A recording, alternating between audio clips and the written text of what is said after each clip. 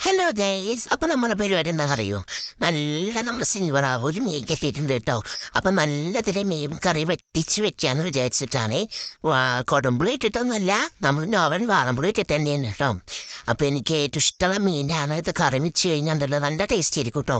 അപ്പോൾ നമ്മൾ സാധാ ചെയ്യുന്ന പോലെ തന്നെ ഇത്തിരി എല്ലാം ഒഴിച്ച് വേവിച്ച് ചെറിയ ഉള്ളി പച്ചമുളകും കറിവേപ്പിലയൊക്കെ ഇട്ടിട്ട് നന്നായിട്ട് ഇത്തിരി ഉപ്പ് ഇട്ടെടുത്തിട്ട് നന്നായി വാട്ടിയെടുത്തിട്ട് അപ്പോഴേക്കും നമ്മുടെ മീനുണ്ടല്ലോ ഇതാണ് കേട്ടോ. ഞാൻ കഴുകി ക്ലീൻ ചെയ്തെടുത്തിട്ടുണ്ട്.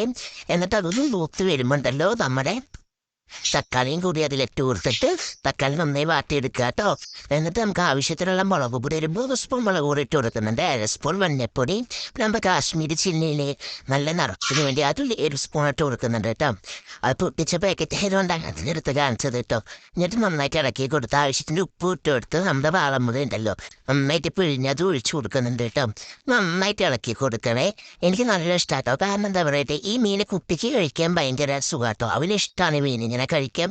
വായുടെ അലിഞ്ഞു പോണ പോലത്തെ മീനാണേ, മുള്ളും കുറവായിരിക്കും. എന്നിട്ട് നമ്മുടെ മീനൊക്കെ അതിലിട്ട് കൊടുത്തിട്ട് ഇടയ്ക്കിടയ്ക്ക് ഇറക്കി കൊടുക്കണം. കുറച്ച് നേരം വെന്താൽ മതി. കാരണം മീൻ പെട്ടെന്ന് വേവും ചെയ്യും, പെട്ടെന്ന് ഉടഞ്ഞു കൂട്ടും. അപ്പം നമ്മുടെ മീൻ കറി ഇതാണേ. അപ്പോൾ കുറച്ച് കഴിഞ്ഞിട്ട് അടച്ചു വെച്ച് പിന്നെ തുറന്ന് നോക്കി നല്ല